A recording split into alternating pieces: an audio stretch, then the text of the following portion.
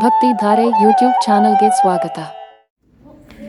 ಓಂಕಾರನಾದ ಪ್ರಿಯ ಹೇ ಗಣಪ, ಓಂಕಾರನಾದ ಪ್ರಿಯ ಹೇ ಗಣಪ, ಸಾಕಾರ ವಂದನೆ ಹೇ ಗಣಪ, ಸಾಕಾರ ವಂದನೆ ಹೇ ಗಣಪ, ದಿಮಿ ದಿಮಿ ದಿಮಿ ದಿಮಿ ನಾಟ್ಯ ಸ್ವರೂಪ, ನಿನಗಿದು ಅರ್ಪಣೆ ಭಕ್ತಿಯ ಧೂಪ, ದಿಮಿ ದಿಮಿ ದಿಮಿ ದಿಮಿ ನಾಟ್ಯ ಸ್ವರೂಪ, ನಿನಗಿದು ಅರ್ಪಣೆ ಭಕ್ತಿಯ ಧೂಪ, ಹೇ ಪ್ರಭು ನಿನಗಿದು ನಮ್ಮ ನಮಸ್ಕಾರ, ಹೇ ಪ್ರಭು ನಿನಗಿದು ನಮ್ಮ ನಮಸ್ಕಾರ. ಓಂಕಾರನಾದ ಪ್ರಿಯ ಹೇ ಗಣಪ, ಸಾಕಾರ ವಂದನೆ ಹೇ ಗಣಪ, ನಗು ಮೊಗದಿಂದ ಜಗವನ್ನು ನೋಡುತ್ತ ಮಂದಹಾಸದಲ್ಲಿ ಕುಳಿತಿಹ ದೇವ, ಅಭಯ ಹಸ್ತವ ನೀಡಿ ಚೈತನ್ಯ ನೀಡುವ ಭವ್ಯ ಮೂರ್ತಿ ಹೇ ಗಣನಾಥ, ದಿಮಿ ದಿಮಿ ದಿಮಿ ದಿಮಿ ನಾಟ್ಯ ಸ್ವರೂಪ, ನಿನಗಿದು ಅರ್ಪಣೆ ಭಕ್ತಿಯ ಧೂಪ, ದಿಮಿ ದಿಮಿ ದಿಮಿ ದಿಮಿ ನಾಟ್ಯ ಸ್ವರೂಪ, ನಿನಗಿದು ಅರ್ಪಣೆ ಭಕ್ತಿಯ ಧೂಪ, ಹೇ ಪ್ರಭು ನಿನಗಿದು ನಮ್ಮ ನಮಸ್ಕಾರ, ಹೇ ಪ್ರಭು ನಿನಗಿದು ನಮ್ಮ ನಮಸ್ಕಾರ. ಓಂಕಾರನಾದ ಪ್ರಿಯ ಹೇ ಗಣಪ, ಸಾಕಾರ ವಂದನೆ ಹೇ ಗಣಪ, ಸರಗಡದಿಂದ ತೋರಣ ಕಟ್ಟಿ ಭಕ್ತಿ ಭಾವದಿ ದೀಪವ ಹಚ್ಚಿ ಪಂಚಕಷಾಯದ ನೈವೇದ್ಯವಿತ್ತು ಕರ್ಪೂರದ ಆರತಿ ನಿತ್ಯವು ಬೆಳಗಿ, ಸರಗರದಿಂದ ತೋರಣ ಕಟ್ಟಿ ಭಕ್ತಿ ಭಾವದಿ ದೀಪವ ಹಚ್ಚಿ ಪಂಚಕಷಾಯದ ನೈವೇದ್ಯವಿತ್ತು ಕರ್ಪೂರದ ಆರತಿ ನಿತ್ಯವು ಬೆಳಗಿ. ಓಂಕಾರನಾದ ಪ್ರಿಯ ಹೇ ಗಣಪ, ಸಾಕಾರ ವಂದನೆ ಹೇ ಗಣಪ, ಓಂಕಾರನಾದ ಪ್ರಿಯ ಹೇ ಗಣಪ, ಸಾಕಾರ ವಂದನೆ ಹೇ ಗಣಪ, ಹೇ ಗಣಪ, ಹೇ ಗಣಪ. ಕಾರ್ಯಕ್ರಮಕ್ಕೆ ಆಗಮಿಸಿರುವ ಎಲ್ಲ ಸಂಗೀತ ಪ್ರಿಯರಿಗೂ ಆತ್ಮೀಯವಾದಂತಹ ಸ್ವಾಗತವನ್ನು ಕೋರ್ತೀನಿ. ಮೊದಲಿಗೆ ಈ ಕಾರ್ಯಕ್ರಮಕ್ಕೆ ನಾವು ಶಂಕರ್ ಕೇಸರಿರವರನ್ನು ಬರಮಾಡ್ಕೊಂಡ್ವಿ. ಅವರು ಉತ್ಸುಕತೆಯಿಂದ ಈ ಕಾರ್ಯಕ್ರಮಕ್ಕೆ ಭಾಗವಹಿಸಲು ಒಪ್ಕೊಂಡಿರ್ತಾರೆ. ಸನಾತನ ಧರ್ಮದ ಬಗ್ಗೆ ಅಪಾರವಾದ ಭಕ್ತಿ ಮತ್ತು ಶ್ರದ್ಧೆಯನ್ನು ನಾನು ಅವರಲ್ಲಿ ಕಂಡಿರ್ತೀನಿ. ಹಾಗಾಗಿ ಈ ಒಂದು ಸಂಗೀತ ಕಾರ್ಯಕ್ರಮಕ್ಕೆ ಅವರನ್ನು ಮುಖ್ಯ ಅತಿಥಿಯಾಗಿ ಕರಿಬೇಕು ಅನ್ನೋದು ನನಗೆ ಆಸಕ್ತಿ ಇತ್ತು. ಹಾಗಾಗಿ ಅವರನ್ನು ಕರೆದೆ. ಶ್ರೀ ಶಂಕರ್ ಕೇಸರಿ ಅವರು ಅಧ್ಯಕ್ಷರು, ತಾಲೂಕು ಕನ್ನಡ ಪರ ಸಂಘಟನೆಯ ಒಕ್ಕೂಟ. ಇವರಿಗೆ ಈ ಕಾರ್ಯಕ್ರಮಕ್ಕೆ ಆಧಾರದ ಸ್ವಾಗತವನ್ನು ಬಯಸ್ತೀನಿ.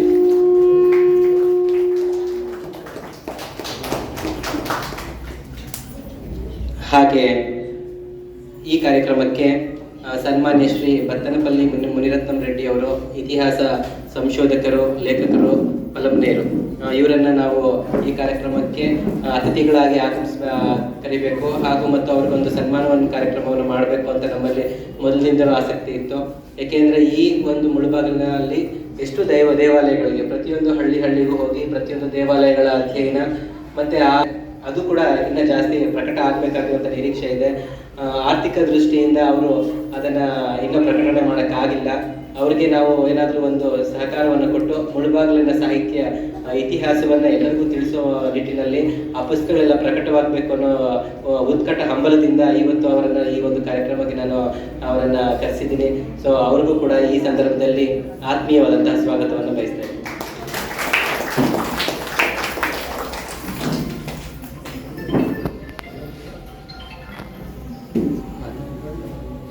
ಹಾಗೆ ಮತ್ತೋರ್ವ ಮುಖ್ಯ ಅತಿಥಿಗಳು ಆರ್ ಸೋಮಶೇಖರ್ ರೆಡ್ಡಿ, ಅಧ್ಯಕ್ಷರು ಸತ್ಯ ಸನಾತನ ಸಮಾಜ ಸೇವಾ ಟ್ರಸ್ಟ್ ಮುಳಬಾಗಿಲು ಅಂತ.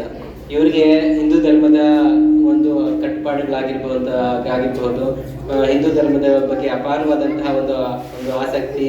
ಇವರು ಈ ಒಂದು ಟ್ರಸ್ಟ್ ಅನ್ನ ಮಾಡಿ ಎಲ್ಲರಿಗೂ ಕೂಡ ಭಗವದ್ಗೀತೆಯ ಉಚಿತ ಪುಸ್ತಕಗಳನ್ನ ಹಳ್ಳಿಗೂ ಕೂಡ ವಿತರಣೆ ಮಾಡುವಂತ ಕೆಲಸ. ಹಾಗೆ ಹಿಂದೂ ಧರ್ಮದಲ್ಲಿ ಏನು ಮಾನವೀಯತೆ ಅಂದ್ಕೊಂಡು ಸಾಕಷ್ಟು ಒಂದು ವೈಜ್ಞಾನಿಕವಾಗಿ ನಾವು ಮಾಡಬೇಕಾಗಿರ್ತಕ್ಕಂತಹ ಅನೇಕ ಕೆಲಸಗಳನ್ನ ಯಾವ್ಯಾವ ದೃಷ್ಟಿಯಿಂದ ಬಿಡ್ತಾ ಇರ್ತಾರೆ ಅದನ್ನೆಲ್ಲವೂ ಕೂಡ ಜನರಿಗೆ ತಿಳಿ ಹೇಳುವಂಥ ಕೆಲಸವನ್ನ ಹಳ್ಳಿಗೂ ಹೋಗಿ ಮಾಡ್ತಾ ಇದ್ದಾರೆ. ಹಾಗಾಗಿ ಈ ಸಂದರ್ಭದಲ್ಲಿ ಮತ್ತೆ ಅವ್ರ ತಂದೆಯವರು ಕೂಡ ಅಷ್ಟೇ ಈ ಮುಳಬಾಗಲು ಸಂಗೀತ ಒಂದು ಅಕಾಡೆಮಿ ಏನಿತ್ತು, ಸಂಗೀತ ಟ್ರಸ್ಟ್ ಏನಿತ್ತು, ಅದಕ್ಕೆ ಅವ್ರ ತಂದೆಯವರು ಕಾರ್ಯದರ್ಶಿಗಳಾಗಿದ್ರು. ಸೊ ಅದನ್ನೇ ಇವರು ಕೂಡ ಮುಂದುವರಿಸಿಕೊಂಡು ಬಂದಿದ್ದಾರೆ. ಹಾಗಾಗಿ ಆರ್ ಸೋಮಶೇಖರ್ ರೆಡ್ಡಿ ಅವರಿಗೆ ಈ ಸಂದರ್ಭದಲ್ಲಿ ಆತ್ಮೀಯವಾದಂತಹ ಸ್ವಾಗತವನ್ನು ಬಯಸ್ತಾ ಇದ್ರು.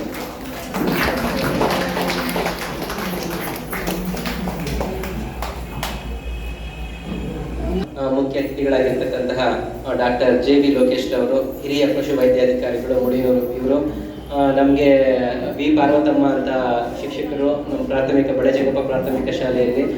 ಸೊ ಈಗ ಅವರಿಂದ ನಾವು ಸಾಕಷ್ಟು ಮಾರ್ಗದರ್ಶನವನ್ನು ನಮ್ಮ ಇಡೀ ಕುಟುಂಬ ಅವ್ರಿಗೆ ಋಣಿಯಾಗಿರ್ತೀವಿ.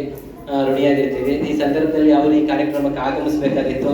ಸೊ ಅವರು ಇವತ್ತು ಯಾವುದೋ ಧಾರ್ಮಿಕ ಕಾರ್ಯಕ್ಕೆ ಹೋಗಬೇಕಾಗಿರೋದ್ರಿಂದ ಅವ್ರ ಮಗ ಆಗಿರ್ತಕ್ಕಂಥ ಡಾಕ್ಟರ್ JV ಲೋಕೇಶ್ ಅವರು ಈ ಕಾರ್ಯಕ್ರಮಕ್ಕೆ ಅತಿಥಿಗಳಾಗಿ ಆಗಮಿಸಿದ್ದಾರೆ. ಅವ್ರಿಗೆ ಪೂರ್ವಕ ಸ್ವಾಗತವನ್ನು ಈ ಸಂದರ್ಭದಲ್ಲಿ ಬಯಸ್ತಾ ಇದ್ದೀನಿ. ಹಾಗೆ ಇದಕ್ಕೆ ಈ ಸಂಗೀತ ಶಾಲೆ 2 ವರ್ಷಗಳು ತುಂಬಿದೆ. ಸುಮಾರು ನಾವು 1998ರಲ್ಲಿ ಶ್ರೀ ಗುರುಕೃಪ ಸಂಗೀತ ಪಾಠಶಾಲೆ ಅಂತ ಒಂದು ಸ್ಥಾಪನೆ ಮಾಡಿದ್ವಿ. ಕಾಲೇಜಿಗೆ ಹೋಗ್ತಾ ಇದ್ದ ಸಂದರ್ಭದಲ್ಲಿ ನಾವು ಸುಮಾರು ಒಂದು 150 ಜನ ಶಿಷ್ಯರು ಆ ಸಂದರ್ಭದಲ್ಲಿ ವಿದ್ಯಾರ್ಥಿಗಳು ನಮ್ಮಲ್ಲಿ ಪಾಠ ಮಾಡ್ತಾ ಇದ್ರು. ಸೊ ನಂತರ ನಮ್ಮ ಗುರುಗಳು ಲಂಡನ್ ಬೇರೆ ದೇಶಗಳಿಗೆಲ್ಲ ಹೋಗಿ ಅಲ್ಲೆಲ್ಲ ಸಂಗೀತ ಕಚೇರಿಗಳೆಲ್ಲ ಕೊಡ್ತಾ ನಾವು ಸಂಗೀತದಿಂದ ತುಂಬಾ ದೂರ ಉಳಿದಿದ್ವಿ. ನಂತರ ಮಕ್ಕಳಿಗೆ ಇದನ್ನು ಸಂಗೀತ ಕಲಿಸಲೇಬೇಕು, ನಮ್ಮ ಮಕ್ಕಳಿಗೆ ಎಲ್ಲರೂ ಬೆಂಗಳೂರಾದ್ರೂ ಹೋಗಿ ಕಲಿಸಲೇಬೇಕು ಅಂತಕ್ಕಂಥ ಒಂದು ಉತ್ಕಟ ಹಂಬಲದಿಂದ ನಾವು ನಮ್ಮ ಗುರುಗಳಾಗಿರ್ತಕ್ಕಂಥ ಶ್ರೀಮತಿ ಲಕ್ಷ್ಮೀ ಕೃಷ್ಣಪ್ಪ ಅವರಲ್ಲಿ ನಾವು ಕೇಳಿದಾಗ ಅವರು ಸರಿ ಆಯಿತು, ಈ ಕಾರ್ಯಕ್ರಮ ಒಂದು ಸಂಗೀತ ಶಾಲೆ ನಡೆಸೋಣ ಅಂತ ಒಪ್ಕೊಂಡ್ರು. ಹಾಗಾಗಿ ನಾವು ಸತತ 2 ವರ್ಷಗಳಿಂದ ಸುಮಾರು 60 ಜನ ಮಕ್ಕಳು ನಮ್ಮ ಸಂಗೀತ ಶಾಲೆಗೆ ಅಡ್ಮಿಷನ್ ಆಗಿದ್ದಾರೆ. ನಿರಂತರವಾಗಿ ಒಂದು 30 ಜನ ಮಕ್ಕಳು ಪಾಠವನ್ನು ಅಭ್ಯಾಸ ಮಾಡ್ತಾ ಇದ್ದಾರೆ. ನಮ್ಗೇನು ಅಂತಂದ್ರೆ ಈ ಸಂಗೀತ ಪರಂಪರೆಯನ್ನ ನಾವು ಮುಂದಕ್ಕೆ ತರಬೇಕು. ಮತ್ತೆ ಇದರಲ್ಲಿ ನಮ್ಮ ಮುಳಬಾಗ್ಲಲ್ಲಿ ಸೀನಿಯರ್ ಜೂನಿಯರ್ ವಿದ್ವತ್ತನ್ನ ಮಾಡಿರ್ತಕ್ಕಂಥವ್ರು ತುಂಬಾ ಕಡಿಮೆ ಇದೆ, ಬೆಳವಣಿಗೆ ಎಷ್ಟು ಇಲ್ಲ. ನಾವು ಲೆಕ್ಕ ಹಾಕೊಂಡ್ರೆ ವಿದ್ವತ್ ಆಗಿರುವಂಥವ್ರಿಲ್ಲ, ಸೊ ಸೀನಿಯರ್ ಆಗಿರೋರು ತುಂಬಾ ಕಡಿಮೆ ಇದ್ದಾರೆ. ಹಾಗಾಗಿ ನಮ್ಮ ಅಲ್ಲಿ ಏನಾಗಿದೆ ಕರ್ನಾಟಕ ಪ್ರೌಢ ಶಿಕ್ಷಣ ಪರೀಕ್ಷಾ ಮಂಡಳಿಯ ಅನುಸಾರವಾಗಿ ಏನೆಲ್ಲ ಪರೀಕ್ಷೆಗಳು ನಡೆಯುತ್ತೆ ಆ ಪರೀಕ್ಷೆಗಳಿಗೆ ನಮ್ಮ ವಿದ್ಯಾರ್ಥಿಗಳು ಕೂತ್ಕೋಬೇಕು. ಅದ್ರಲ್ಲಿ ಏನು ಜೂನಿಯರ್ ಸೀನಿಯರ್ ವಿದ್ವತ್ ಏನಿದೆಯೋ ಆ ಪಾಠಗಳನ್ನ ಮಾಡಬೇಕು ಅಂತ ಹಂಬಲದಿಂದ ನಾವು ಈ ಒಂದು ಸಂಗೀತ ಶಾಲೆಯನ್ನು ಪ್ರಾರಂಭ ಮಾಡಿದ್ದು. ಸೊ ಹಾಗಾಗಿ ಇದಕ್ಕೆ 2 ವರ್ಷ ತುಂಬಿರುವಂಥ ಈ ಸಂದರ್ಭದಲ್ಲಿ ತಾವೆಲ್ಲ ಪೋಷಕರು ನಮಗೆ ಈ ಸಂಗೀತ ಏನಂದ್ರೆ ಸ್ವಲ್ಪ ಕಷ್ಟವಾಗಿರ್ತಕ್ಕಂಥ ಒಂದು ಅಭ್ಯಾಸ ಇರುತ್ತೆ. ಆದರೂ ಕೂಡ ತಾವು ಮಕ್ಕಳಿಗೆ ಮನೆಗಳಲ್ಲಿ ಅಭ್ಯಾಸ ಮಾಡಿಸಿ 2 ವರ್ಷಗಳು ನಿರಂತರವಾಗಿ ಪಾಠಗಳಿಗೆ ಕಳಿಸಿದ್ದೀರಾ. ಸೊ ತಮಗೆಲ್ಲರೂ ಕೂಡ ಈ ಸಂದರ್ಭದಲ್ಲಿ ಆತ್ಮೀಯ ಸ್ವಾಗತವನ್ನು ಬಯಸ್ತಾ ಇದ್ದೀನಿ. ಹಾಗೆ ಈಗ ಉದ್ಘಾಟನಾ ಕಾರ್ಯಕ್ರಮ, ಮುಖ್ಯ ಅತಿಥಿಗಳಿಂದ ಉದ್ಘಾಟನೆ. ದಯವಿಟ್ಟು ಬಂದು ದೀಪ ಬೆಳೆಸಬೇಕಾಗಿ ಅವರಲ್ಲಿ ಮನವಿ.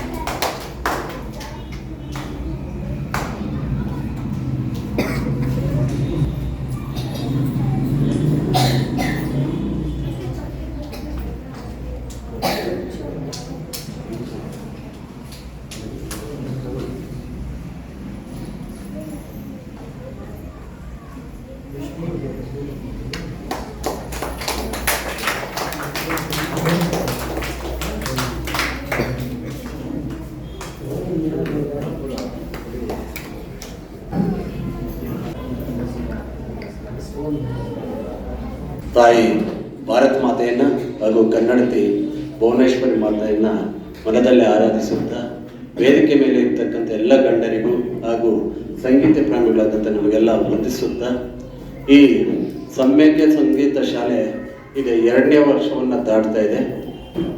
ಅವರು ಒಂದು ರೀತಿಯಾದಂಥ ಭಾರತೀಯ ಸಂಸ್ಕೃತಿಯನ್ನು ಪಸರಿಸೋದ್ರಲ್ಲಿ ಸಂಗೀತವು ಮುಖ್ಯ ಒಂದು ಪಾತ್ರ ವಹಿಸುತ್ತೆ. ಯಾಕಂದರೆ ಮನುಷ್ಯನ ಎಲ್ಲ ಭಾವನೆಗಳಿಗೂ ಸಂಗೀತ ಪರಿಕರಗಳಲ್ಲಿ ಉತ್ತರ ಸಿಗತ್ತೆ. ಅದಕ್ಕೆ ತಕ್ಕದಾದ ಪ್ರತಿಕ್ರಿಯೆ ಸಿಗೋದು ಯಾವುದಂದ್ರೆ ನಮ್ಮ ಭಾರತೀಯ ಸಂಸ್ಕೃತಿಯ ಪ್ರತೀಕವಾಗಿರ್ತಕ್ಕಂಥ ಸಂಗೀತ ಪರಿಕರಗಳಿಂದ. ಯಾಕಂದರೆ ನಮ್ಮ ಭಾವನೆಗಳು ಸಿಟ್ಟಲ್ಲೂ ಸಂಗೀತ ಕೆಲಸ ಮಾಡುತ್ತೆ, ಕೋಪದಲ್ಲೂ ತಾಮಸದಲ್ಲೂ ಎಲ್ಲ ರೀತಿಯಲ್ಲೂ ಎಲ್ಲ ಭಾವನೆಗಳಿಗೆ ಒಂದು ರೂಪ ಕೊಡೋದು, ಆ ಪ್ರತಿಕ್ರಿಯೆಯನ್ನು ಒಂದು ಕೊಡುವಂಥ ಶಕ್ತಿ ಈ ಸಂಗೀತಕ್ಕಿದೆ. ಎಲ್ಲ ನೋವುಗಳನ್ನು ಮರೆಸುವಂಥ ಒಂದು ಶಕ್ತಿ ಸಂಗೀತಕ್ಕಿರುತ್ತೆ. ಯಾವುದೇ ರೀತಿಯಾದಂಥ ನಮ್ಮ ಭಾರತೀಯ ಸಂಸ್ಕೃತಿಯಲ್ಲಿ ಸಂಸ್ಕಾರವಂತರಾಗಬೇಕಾದಾಗ ಈ ಚಟುವಟಿಕೆಗಳು ಸುರೇಶ್ ಅವರು ಸ್ಥಾಪಿಸಿರ್ತಕ್ಕಂಥ ಈ ಸಂಗೀತ ಶಾಲೆಯಲ್ಲಿ ಎಲ್ಲ ಭಾರತೀಯ ಚಟುವಟಿಕೆಗಳನ್ನ ಈಗ ಸಣ್ಣ ಮಕ್ಕಳ ಮನಸ್ಸಲ್ಲಿ ಬೆಳೆಸ್ತಾ ಇದ್ದೀರಲ್ಲ, ಅದಕ್ಕೆ ಅವರು ಅಭಿನಂದನಾರ್ಹರು. ಯಾಕಂದ್ರೆ ಈಗ ಆಧುನಿಕ ಕಾಲಘಟ್ಟದಲ್ಲಿ ಮಕ್ಕಳಿಗೆ ನಾವು ತಿಂಡಿ ತಿನ್ನಿಸ್ಬೇಕಾದ್ರೂ ಆ ಮಗುವನ್ನ ಸುಮ್ಮನೆ ಇರಬೇಕು ಇಲ್ಲ ತೆಪ್ಪಗಿರ್ಬೇಕಂದ್ರೆ ಇದೇನು ಮಾಡ್ತೀವಿ ಅಂದ್ರೆ ಮೊಬೈಲ್ ಕೊಟ್ಬಿಡ್ತೀವಿ. ಆ ಮೊಬೈಲ್ ಎಲ್ಲ ಮಗು ಎಲ್ಲ ನೋಡ್ಕೋತಾ ಇರತ್ತೆ, ಇಲ್ಲಿ ತಿಂಡಿ ತಿಂತಾ ಇರತ್ತೆ, ಒಂಥರ ಬದುಕು ಯಾಂತ್ರೀಕೃತ ಆಗೋಗಿದೆ. ಆದರೆ ಹಿಂದಿನ ಕಾಲದಲ್ಲಿ ಆ ಒಂದು ಮಗು ಲಾಲನೆ ಪಾಲನೆ ಮಾಡಬೇಕಾದಂಥ ಸಂದರ್ಭದಲ್ಲಿ ಲಾಲಿ ಹಾಡುಗಳನ್ನ ಆಡ್ತಾ ಇದ್ರು. ಆ ಮಗುವಿಗೆ ರಾಮನಾಮಗಳು ಇಲ್ಲ ದೇವರ ನಾಮಗಳನ್ನ ಜಪಿಸುವಂಥದ್ದೆಲ್ಲ ಕೊಡ್ತಾ ಇದ್ವಿ. ಆದರೆ ಇಂದಿನ ಕಾಲಘಟ್ಟದಲ್ಲಿ ಅದೆಲ್ಲ ಮರೆಯಾಗಿದೆ. ಆದರೂ ಸಹ ನಮ್ಮ ಮುಳಬಾಗಿಲಿನಲ್ಲಿ ಸುರೇಶ್ ಅವರು ಸ್ಥಾಪಿಸತಕ್ಕಂಥ ಇದರಲ್ಲಿ ಈ ಮಕ್ಕಳನ್ನೆಲ್ಲ ನೋಡ್ತಾ ಇದ್ರೆ ಒಂಥರ ಎಲ್ಲೋ ಖುಷಿ ಆಗುತ್ತೆ. ಯಾಕಂದ್ರೆ ಇವರು ಭಾರತದ ಭಾವಿ ಪ್ರಜೆಗಳು. ಯಾಕಂದ್ರೆ ನಮ್ಮ ಸಂಸ್ಕಾರ, ಭಾರತೀಯ ಸಂಸ್ಕೃತಿಯನ್ನ ಸಂಸ್ಕಾರವನ್ನ ಮುಂದಕ್ಕೆ ಕೊಂಡೊಯ್ಯುವಂಥ ಕೊಂಡಿಗಳಾಗಿದ್ರ ಇವರ ಒಂದು ಸಮಯಕ್ಕೆ ಸಂಗೀತ ಶಾಲೆಯ ಒಂದು ಉದ್ದೇಶಕ್ಕೆ ನಮ್ಮೆಲ್ಲರ ಪ್ರೋತ್ಸಾಹನೂ ಸಿಗತ್ತೆ. ಅದಕ್ಕೆ ಅವ್ರಿಗೆ ಏನು ಬೇಕೋ ಯಾವುದೇ ವಿಚಾರದಲ್ಲಾಗಲಿ ಅವ್ರಿಗೆ ಎಲ್ಲ ರೀತಿಯಾದಂಥ ಪ್ರೋತ್ಸಾಹಗಳಾಗಲಿ ನಮ್ಮಿಂದ ಏನಾದರೂ ಅವಶ್ಯಕತೆ ಇದ್ದಾಗ ನಮ್ಮನ್ನು ಬಳಸ್ಕೋಬೋದಂತ ಈ ಸಂದರ್ಭದಲ್ಲಿ ಹೇಳ್ತಾ ಇದಕ್ಕೆ ಮಾತಾಡೋಕ್ಕೆ ಅವಕಾಶ ಮಾಡಿಕೊಟ್ಟೆ ನಿಮಗೆಲ್ಲ ವಂದಿಸ್ತಾ ಇದ್ದೇನೆ. ಜೈ ಹಿಂದ್, ಜೈ ಕರ್ನಾಟಕ ಮಾತೆ. ಈಗ ಸನ್ಮಾನ ಸಮಾರಂಭ. ಶ್ರೀ ಸನ್ಮಾನ್ಯ ಕಪ್ಪಲಪಲ್ಲಿ ಮುನಿರತ್ನ ರೆಡ್ಡಿ ಅವರಿಗೆ ಒಂದು ಸಣ್ಣ ಸನ್ಮಾನವನ್ನು ಈ ಸಂದರ್ಭದಲ್ಲಿ ಎಲ್ಲ ಮುಖ್ಯ ಅತಿಥಿಗಳು ನೆರವೇರಿಸಿಕೊಡ್ಬೇಕಾಗಿ ತಮ್ಮಲ್ಲಿ ಮನವಿ.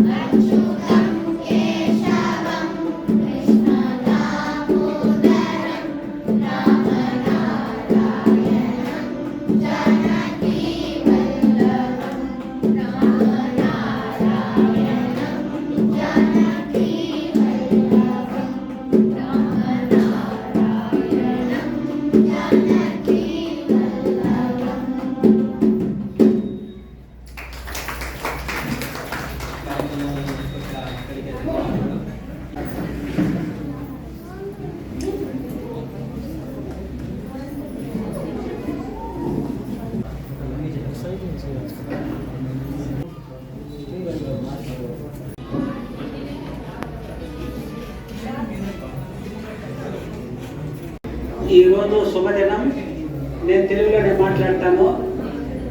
ఈరోజు శుభదినం. సంగీత పాఠశాల 2వ వార్షికోత్సవ సందర్భంగా మీకందరికీ నమస్కారములు. వేదికను అలంకరించిన పెద్దలకు, సభలో ఉన్న మీకందరికీ నా నమస్కారములు. నా పేరు బత్తనపల్లి మునిరత్నం రెడ్డి. నేను రచయితగా చాలా పుస్తకాలు రాసినాను. అయితే నేను రాసిన పుస్తకాలంతా చరిత్రకు సంబంధించినవి. పలమనేరు, పుంగనూరు, అట్లా తమిళనాడు, కర్ణాటక, ఆంధ్ర అన్ని రాష్ట్రాల్లోనూ కలిసి 10,000 దేవాలయాలకు స్థల పురాణాలు రాసినాను.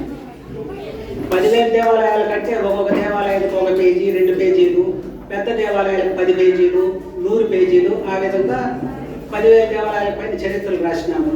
ఎట్లా రాస్తానంటే అవంతా ఆయా ప్రాంతాలకు పోయి, ఆ గ్రామానికి పోయి, ఆ గ్రామ పరిసరాలంతా పరిశీలించి, గ్రామ రికార్డులు, రెవెన్యూ రికార్డులు, దేవాదాయ శాఖ అంటే ముజరాయి రికార్డులు, తర్వాత జమీందారులు ఉంటారు కొన్ని ప్రాంతాల్లో, కుమనూరు, కుప్పం అట్లా జమీందారులు ఉంటారు కదా, జమీందారుల రికార్డులతో పాటు ఆర్కియాలజీ రికార్డులు, యూనివర్సిటీల్లో ఉండే రికార్డులు, గ్రంథాలయాల రికార్డులు ఇవన్నీ మేళవించి ఫోటో తీసి ఆయా గ్రామానికి తగిన చరిత్ర సంపూర్ణంగా రాస్తూ ఉంటాను.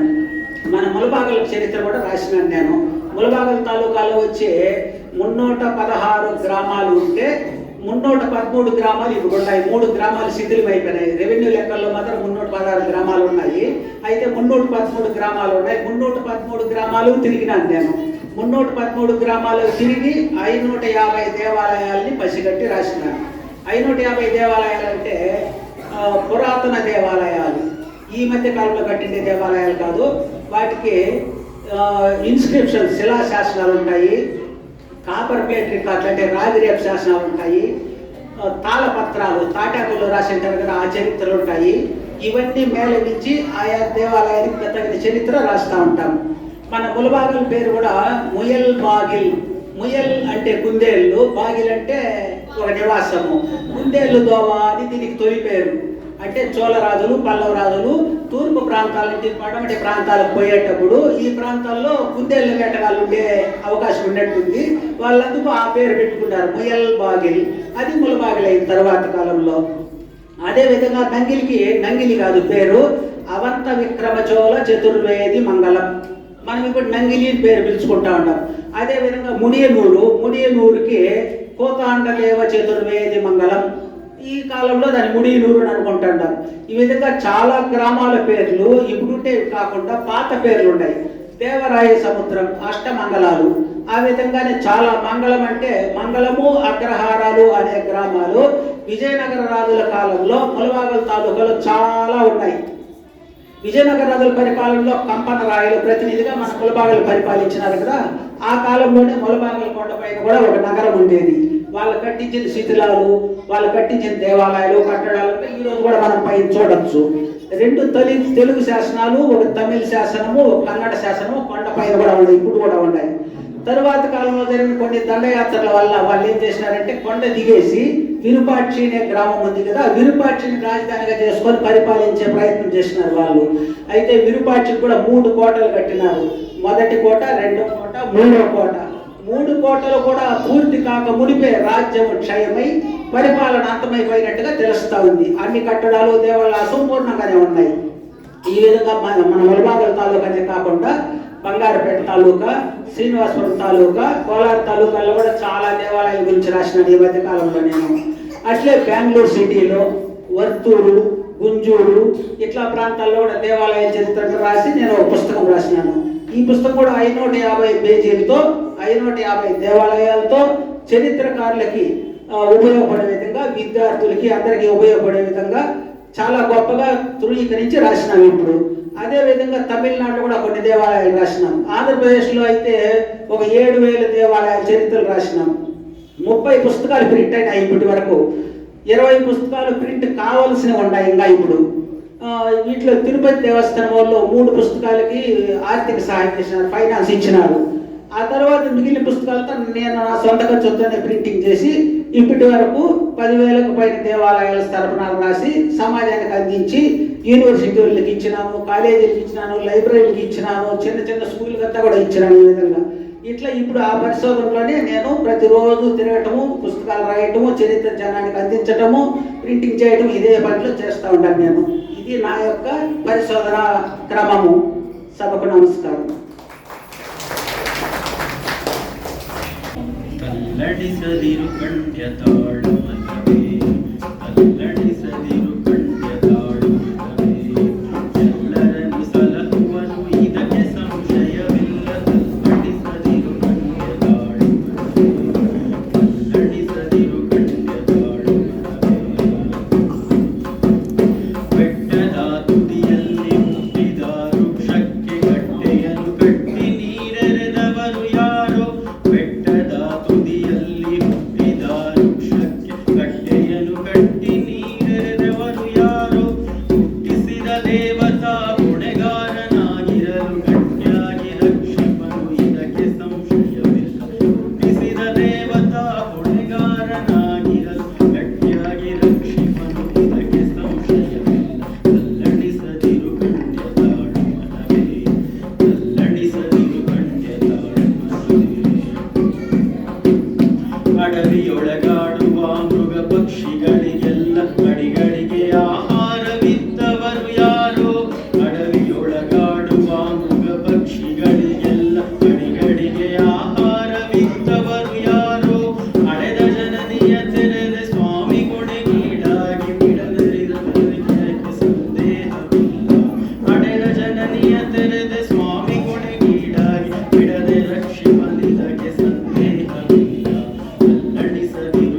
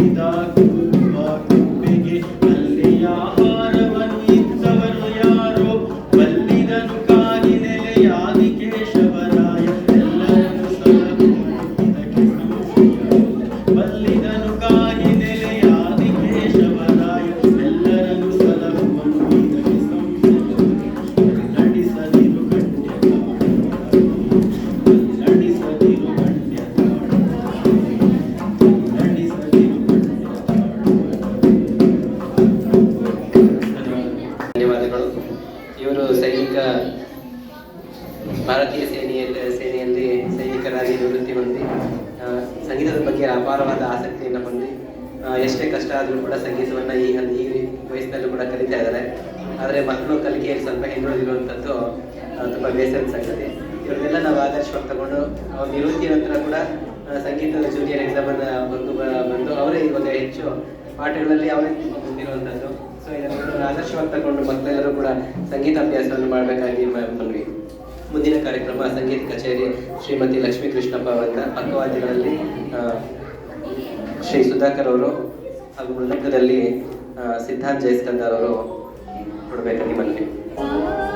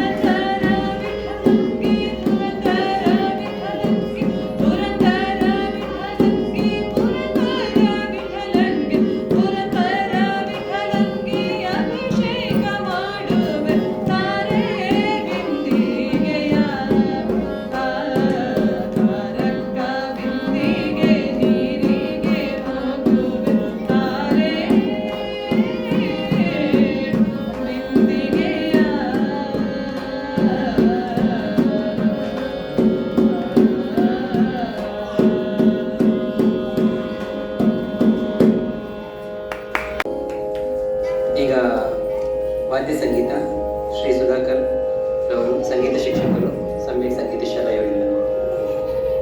వేత్తి పశువులు వేత్తి గానరసం పనిహి అన్నారు మన పెద్దలు. అంటే సంగీతానికి ఇప్పుడే ఊయల్లో అవుతా ఉండే పిల్లవాడి కాడి నుంచి పశువులు అంటే జంతువులు ఏవైనా కావచ్చు, అడవుల జంతువులు కావచ్చు, మన పెంపకం జంతువులు కావచ్చు, ఆఖరకు పనులు పాములు కూడా అట్రాక్ట్ అవుతాయని మన పెద్దలు చెప్పారు. అంత పవర్ఫుల్ ఉంటుంది సంగీతము. నేను అంటే ఒక 1 month కూడా అయింది. మన సురేష్ గారు మా సోదరతుల్యుడు మునరత్నం సార్, ఆయన ద్వారా ఆయన పరిచయము. సో అట్లా నేను వస్తూ ఉన్నాను. మ్యూజిక్లో నేను పియానో, గిటారు, వయలిన్ ఇవి కండక్ట్ చేస్తాను. Western and classical music. ఇప్పుడు మనకు క్లాసికల్ మేడం కూడా పాడుతున్నారు. క్లాసికల్ మనకు సుపరిచితమే. వెస్ట్రన్ అంటే ఏమి అది కొంత డెమాన్స్ట్రేట్ ఇస్తాను నేను. వెస్ట్రన్ క్లాసికల్ అంటే ఏమిటంటే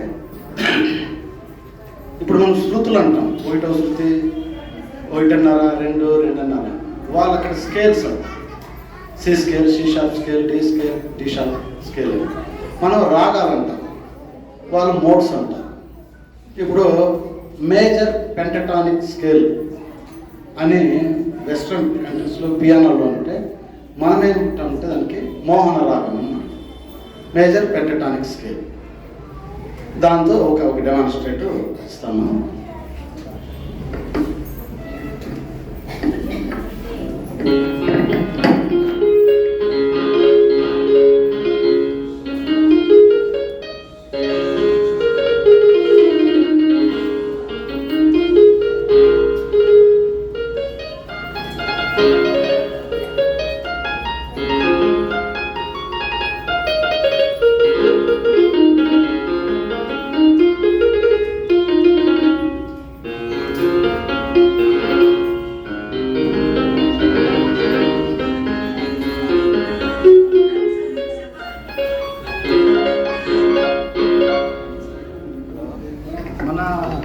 పెద్దలు ఎస్ రాజేశ్వరరావు గారు, జీకే వెంకటేష్, మన కన్నడ మ్యూజిక్ డైరెక్టర్, వీళ్ళు పెద్దలంతా పరిపూర్ణంగా వెస్ట్రన్ క్లాసికల్ కూడా యూజ్ చేసుకున్నారు. ఎందుకంటే అప్పట్లో ఈ కీబోర్డ్స్ లేవు. గ్రాండ్ పియానో అని ఒక కంప్లీట్గా మాన్యువల్ ఒక పియానో, స్ట్రింగ్స్ అంటే వయలిన్స్ అండ్ సెల్లో, ఫ్లూటు, తబలా ఇట్లాంటివి యూజ్ చేసుకొని అద్భుతాలు సృష్టించారు. అట్లే ఇప్పుడు మనం మాయాబజార్ అనే సినిమా తెలుగులో, దాని music director S Rajeswararao, Saluru Rajeswararao. ఆయన ఒక పాటకి ప్యూర్ వెస్ట్రన్ పియానోలో నేను చెప్పిన ఈ మేజర్ పెంటటానిక్ స్కేల్ తీసుకుని దానికి ఇండియన్ మ్యూజిక్ మింగిల్ చేసి ఒక అద్భుతం సృష్టించారు. అదే మనకు లాహిరి లాహిరి లాహిరి సాంగ్. అది మనం తెలుగులో మనం మోహన అంటాం ఇండియన్ మ్యూజిక్లో. వెస్ట్రన్లో మేజర్ పెంటటానిక్ స్కేల్.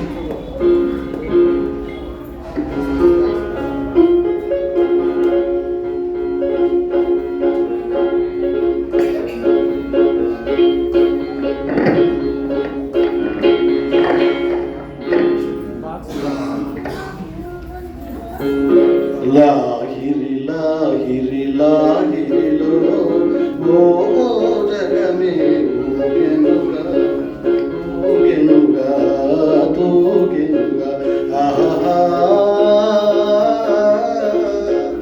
ఆహా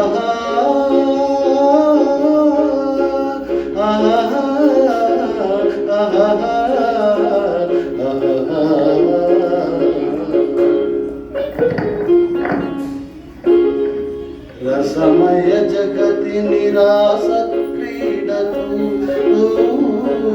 ఉసిగొలిపే విరహములు ఎల్లరి మనసు జల్లను చేసే పిల్లవాయుల లాహిరి లాహిరి లాహిరిలో ఓ జగమే ఊగెనుగా ఊగెనుగా తూగెనుగా.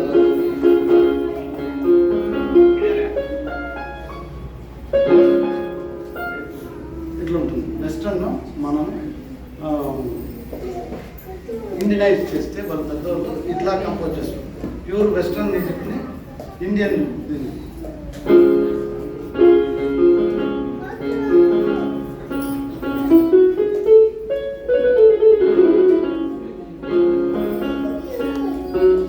సామాజిక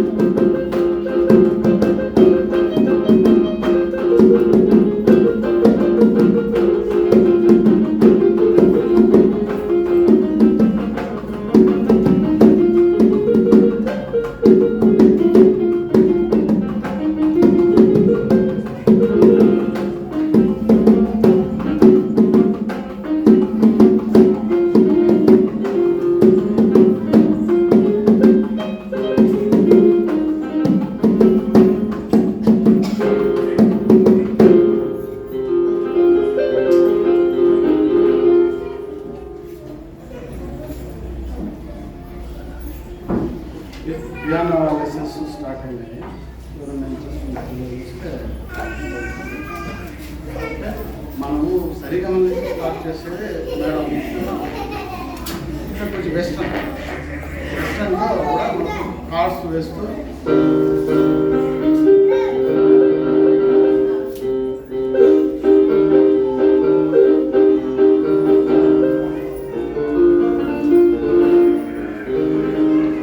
సాంగ్ని కార్డ్ బేసిక్లో పూర్తి స్థాయిలో రిథమ్ బీట్ కార్డ్స్ అంటే వెస్ట్రన్ స్టాఫ్ సారు వెస్ట్రన్ కూడా ಪರಿಚಯ చేస్తారు. ಸಂಗೀತ ಕ್ಲಾಸಿಕ್ ಮಾಡ್ತೀವಿ. ಫಸ್ಟ್ ಯಾವ ರಾಗದಲ್ಲಿ ಹಾಡು ಬರುತ್ತೆ ಅದು ಯಾವ ತಾಳದಲ್ಲಿದೆ, ಆ ರಾಗದ ಆರೋಹಣ ಏನು, ಅವರೋಹಣ ಏನು, ಮತ್ತು ಆ ರಾಗದಲ್ಲಿ ಬರ್ತಕ್ಕಂಥ ಚಿಟ್ಟಿ ಸ್ವರಗಳು ಮತ್ತು ಆಲಾಪನೆಗಳೇನೆಲ್ಲ ಬರುತ್ತೆ ಅದ್ರ ಬಗ್ಗೆ ನಾವು ಪ್ರಾಕ್ಟೀಸನ್ನು ಕೊಡ್ತೀವಿ. ಸೊ ಯಾರ್ಯಾರು ಸಂಗೀತವನ್ನು ಕಲಿತು ಹಾಡೋದಕ್ಕೆ ತುಂಬ ಸಮಯ ತಗೊಳುತ್ತೆ. ಒಂದು ಸಂಗೀತನ ನಾವು ಶಾಸ್ತ್ರೀಯವಾಗಿ ಕಲಿತು ಹಾಡಬೇಕು ಅಂತಂದರೆ 3 ವರ್ಷದಿಂದ 4 ವರ್ಷ ಮಿನಿಮಮ್ ಪೀರಿಯಡ್ ತಗೊಳುತ್ತೆ. ಒಂದು ಶಾಸ್ತ್ರೀಯವಾಗಿ ನಾವೇನು ಸಿಲೆಬಸ್ ಪ್ರಕಾರ ನಾವು ಹೋಗ್ಬೇಕಾದ್ರೆ ನಾವು ಮತ್ತು ಯಾರಿಗೆ ತುಂಬ ಆಸಕ್ತಿ ಇದೆ ಸಂಗೀತದಲ್ಲಿ, ಈಗಾಗಲೇ ಅವ್ರಿಗೆ ಹಾಡೋದಕ್ಕೆ ಬರುತ್ತೆ ಅನ್ನೋರು ಇದಕ್ಕೆ ಅಡ್ಮಿಷನ್ ಆಗ್ಬೋದು. ಇಲ್ಲಿ ನಾವು ನಿಮಗೆ ಈಗಾಗಲೇ ಹೇಳಿದೆ ಆ ರಾಗದ ಹೆಸರೇನು, ಆ ರಾಗದಲ್ಲಿ ಬರ್ತಕ್ಕ ಆರೋಹಣ ಮತ್ತು ಅವರೋಹಣ, ಮತ್ತೆ ಆ ರಾಗದಲ್ಲಿ ಬರ್ತಕ್ಕಂಥ ಸ್ವರಗಳು, ಆಲಾಪನೆಗಳ ಬಗ್ಗೆ ಪ್ರಾಕ್ಟೀಸ್ ಮಾಡ್ತೀವಿ. ಆಸಕ್ತರು ನಿಮ್ಗೆ ಪರಿಚಿತರೊಳಗೆ ಈ ಒಂದು ವಿಷಯ ಮಾಹಿತಿಯನ್ನು ನೀಡಬೇಕಾಗಿ ಅವರನ್ನು ಮದುವೆ ಮಾಡ್ಕೊತಾ ಇದ್ದೀನಿ. ಮುಂದಿನ ಕಾರ್ಯಕ್ರಮ ಶುಭಾಂಕ್ ಮತ್ತು ಸಂಘಟಕರಿಂದ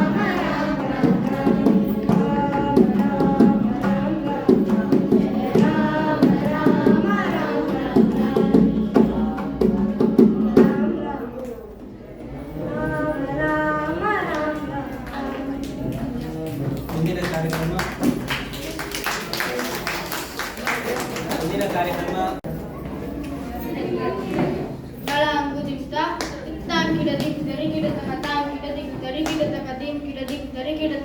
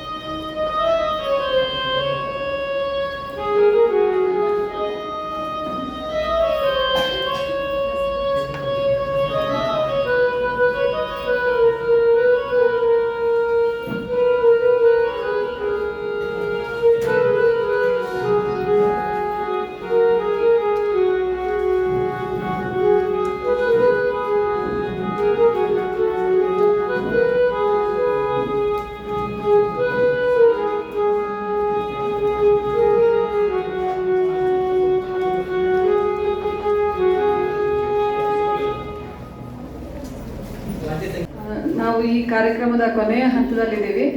ಹಾಗಂತ ಎರಡು ಮಾತುಗಳ ನಾನು ಸಂಗೀತ ಶಾಲೆಯ ಬಗ್ಗೆ ತಿಳಿಸ್ಕೊಡೋದಕ್ಕೆ ಅಂತ ಇಚ್ಛೆ ಪಡ್ತೀನಿ. ಸಂಗೀತ ನೀವೆಲ್ಲ ತುಂಬ ನಿಮ್ಮ ಟೈಮ್ನ ಸ್ಪೆಂಡ್ ಮಾಡ್ತಿದ್ದೀರಾ, you are spending your money on this. But ಹಾಗೇನೆ ನಿಮ್ಗೆ ಏನು ಇಂಟ್ರೆಸ್ಟ್ ಇದೆ ಅದನ್ನು ಮಕ್ಕಳ ಮೇಲೆ ನೀವು ಹಾಕಬೇಕು. ನೀವೇನು ನಿಮ್ಮ ಎನರ್ಜಿನ ಇಲ್ಲಿ ಬಿಡ್ತಿದ್ದೀರಾ, ಮನೆಯಲ್ಲಿ ಅಷ್ಟೇ ಅವರು ಕೂಡ ಜವಾಬ್ದಾರಿ ಆಗಿ ನಡ್ಕೊಳ್ಳೋದಕ್ಕೆ ನೀವು ಒಂದು ಸ್ವಲ್ಪ ಗೈಡ್ಲೈನ್ಸ್ನ ಕೊಡಬೇಕಾಗತ್ತೆ.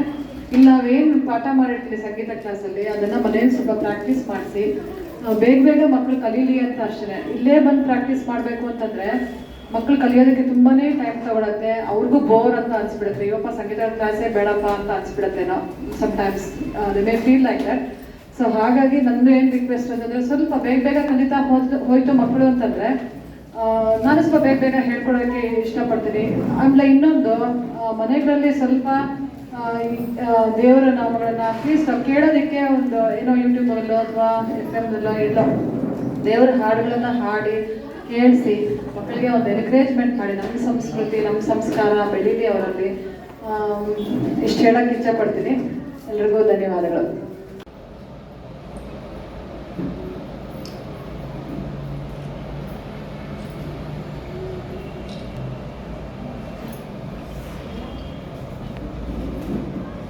ಈ ವಿಡಿಯೋ ನಿಮಗೆ ಇಷ್ಟ ಆದರೆ ಲೈಕ್ ಮಾಡಿ, ಶೇರ್ ಮಾಡಿ, ನಮ್ಮ ಚಾನಲ್ ಅನ್ನು ಸಬ್ಸ್ಕ್ರೈಬ್ ಮಾಡಿ.